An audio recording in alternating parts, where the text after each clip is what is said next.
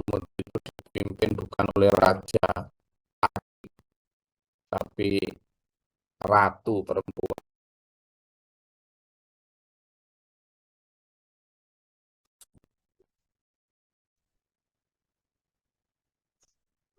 Lalu setelah Sulaiman mendengar apa dari ajaan atau perintah Ratu Semut kepada pasukannya agar masuk ke sarang supaya tidak keinjek sama Sulaiman dan pasukannya. Mungkin semut awalnya nggak tahu kalau Sulaiman denger ya, ngerti bahasanya semut. Sehingga ketika semut begitu lalu fatabas sama. Awalnya Sulaiman tersenyum, tapi kemudian dohikan lalu tertawa juga. Min qauliha karena mendengar perkataan rajanya, ratunya semut tadi. Waqala dan kemudian dia berdoa, Robbi auzi'ni, ya Allah, berikanlah aku ilham atau kemampuan untuk apa? Untuk an ashkuroh, untuk bisa bersyukur. Syukur atas apa? Ni'matakal lati an'amta alayya. Untuk bisa bersyukur atas nikmat yang telah kau berikan kepadaku, ya Allah. Itu. Jarang orang yang bisa bersyukur pada saat di puncak. Nabi Sulaiman ini ada di puncak. Kemarin saya terangkan tuh. Kita itu harusnya sabar ketika dikasih rezeki banyak ya sabar, dikasih rezeki sedikit ya sabar. Loh Gus, dikasih rezeki banyak kok sabar gimana? Ada yang bisa nerangkan? Gimana sabar dikasih rezeki banyak itu? Biasanya kan kalau sabar itu kalau rezekinya dikit atau pas nggak punya uang gitu. Nah itu perintahnya sabar. Tapi kalau lagi rezekinya tinggi itu sabar itu gimana? Ayo coba saya pengen dengar. Sabar ketika uangnya banyak. Gimana itu sabar itu? Ayo, monggo sini saya mau dengar. Sabar ketika uangnya banyak itu gimana? Iya, izin guys. Silakan. Iya. Eh, Menurut saya sabar dalam kondisi uangnya banyak tetap tidak sombong, Gus. Seperti yang jenengan sering sampaikan, tetap kita dalam track yang lurus seperti yang awal dalam kondisi eh, ndak kaya. Artinya eh, ndak ndak jumawa dengan mohon maaf kalau biasanya kan kaya itu digambarkan kondisi rumah ya biasa seperti itu aja. Kemudian kendaraan juga seperti itu aja. Eh, Gaya hidup juga biasa-biasa aja, Gus. Akan tapi sedekah yang lebih diperbanyak itu satu di antaranya, Gus. Nah, terus, Wan. Oke, terima kasih Pak Jo. Sabar, bagus Pak tadi jawabannya.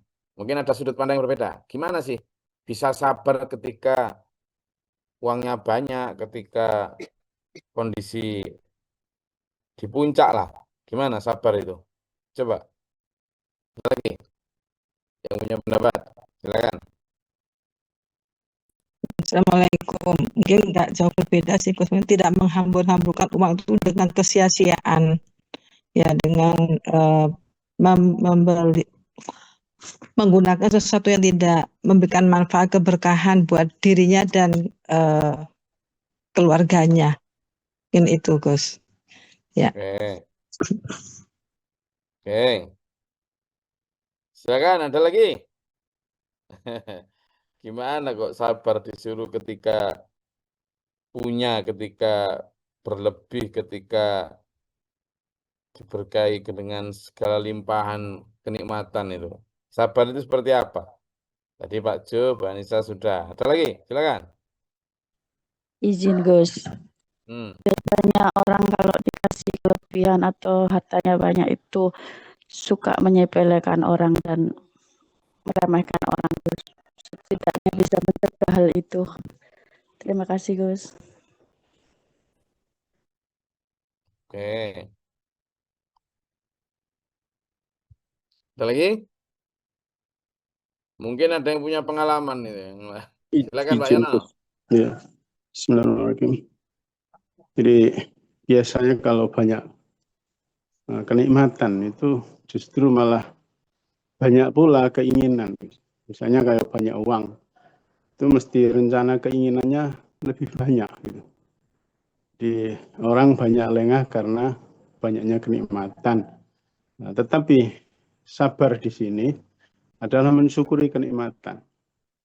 Jadi kalau diberi nikmat itu sabarnya itu syukur.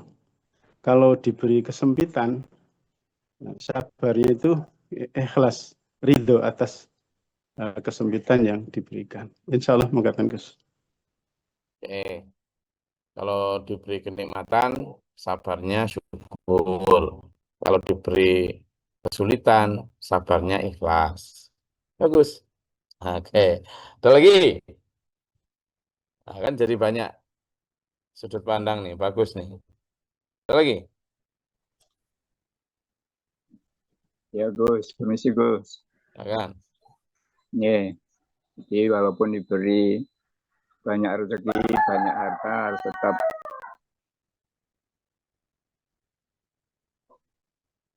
menjaga diri ataupun rendah hati. Tidak boleh sombong sebetulnya yang Pak Jo sampaikan tadi. Dan mengingat bahwa semuanya itu hanyalah titipan.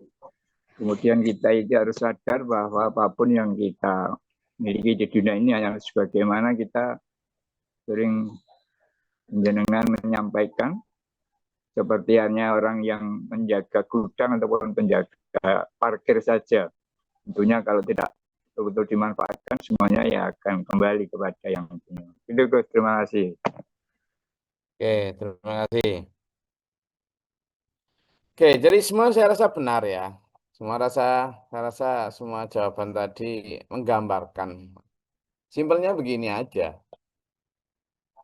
Kalau sampean punya uang 1 M, lalu ada lewat,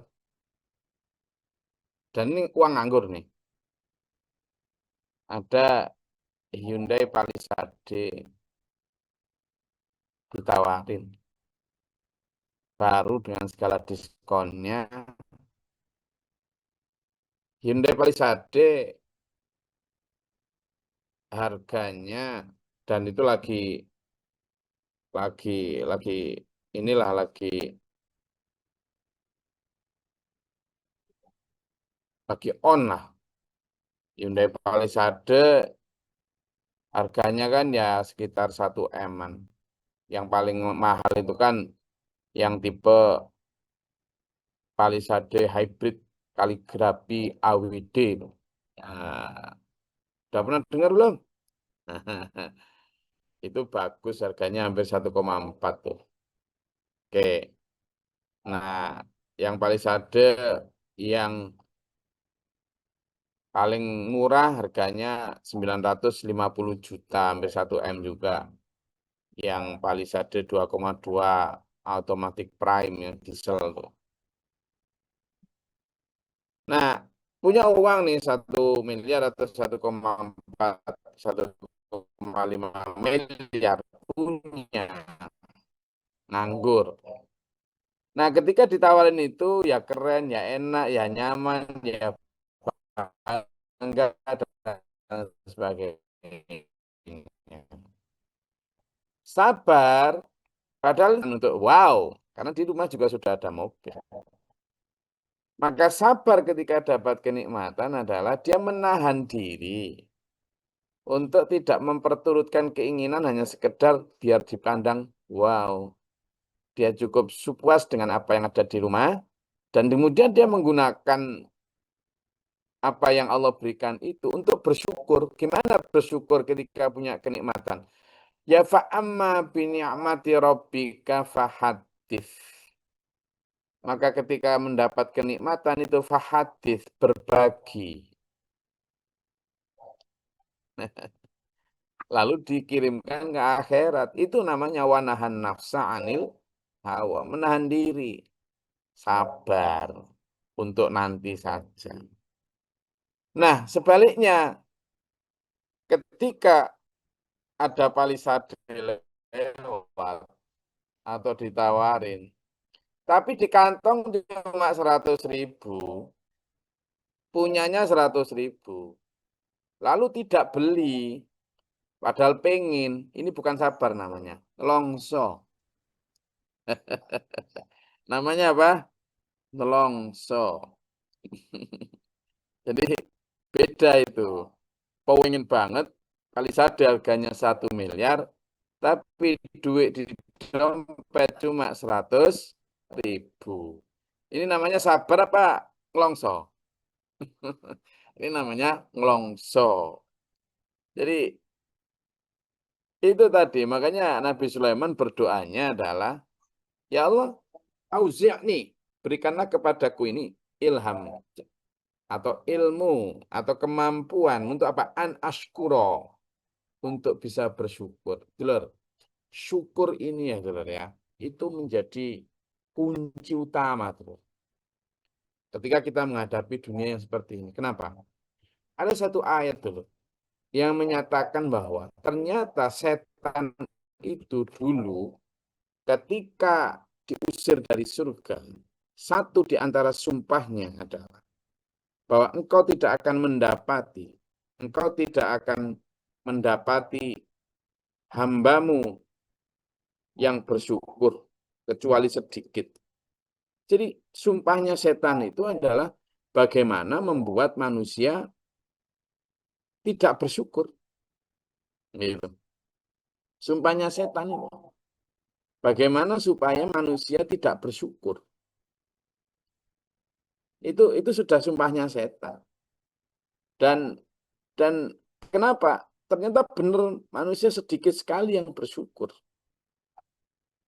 Itu satu di antara keberhasilan setan. Sumpahnya setan itu. Sumpahnya setan bersumpah untuk menjadikan manusia menjadi tidak bersyukur. Itu. Jadi bagaimana, coba dibuka di surat Al-A'raf ayat 17. Surat Al-A'raf ayat 17. Kemudian surat Al-Hijr ayat 39 dan 40. Enggak, surat Al-A'raf ayat 17 dan Al-Hijr ayat 39 serta 40. Enggak. Izin, Gus. Enggak. A'udzubillahiminasyaitonirrajim. Bismillahirrahmanirrahim. Al-A'raf ayat 17. Kemudian saya akan datangi mereka dari muka dan dari belakang mereka, dari kanan dan kiri mereka, dan engkau tidak akan mendapati kebanyakan mereka bersyukur atau taat. Shadaqallahul adzim. Nah, ini Bu Mila udah pernah ngerasain. Ya, Bu Mila. Didatangi dari depan belakang. Iya Menahan kan? nafsu. Guys. Iya. Brosur datang dari depan belakang. Mobil-mobil baru segala macam. Mobil bekas saja juga datang menawarkan. Budget ada, segala macam ada. Itu jadi sehingga apa tujuan setan katanya? Kami akan menjadikan manusia tidak bersyukur. Sehingga engkau ya Allah akan mendapati sedikit sekali dari hambamu yang bersyukur. Sedikit banget. Karena itu tadi, udah tanggil dari depan, dari belakang, dari kanan, dari kiri. Maksudnya apa? Ya lewat anak, lewat teman, lewat keluarga, lewat lingkungan, lewat harta, lewat kerjaan, lewat macam-macam. Dari dalam diri sendiri, bisikan saudara, bisikan sosialita, karena lingkungan lihat itu semacam-macam. Itu nanti dari depan, dari belakang itu gitu, praktiknya itu. Sehingga orang kayak Nabi Sulaiman gini ini, itu juga orang yang sangat rentan terhadap tidak bersyukur, sehingga doanya Nabi beliau adalah Rabbi auzi'ni an ashkura ni'mataka allati alayya. Ya kan? An'amta alayya wa ala walidayya. Ya. Dan juga kepada kedua orang tuaku.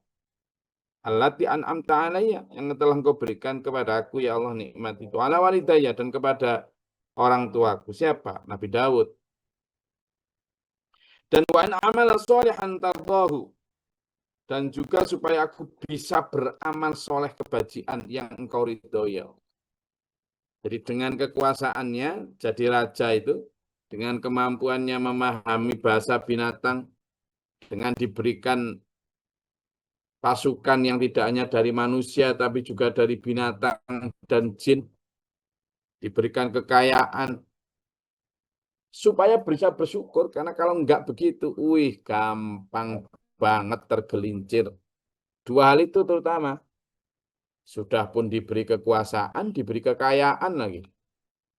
Sudah itu ditambah lagi diberi kemampuan ilmu, ya ilmu bahasa dan sebagainya tadi. Susah itu menjadi orang yang bersyukur, itu susahnya setengah mati itu. Terutama menjadi orang yang tetap down to the earth.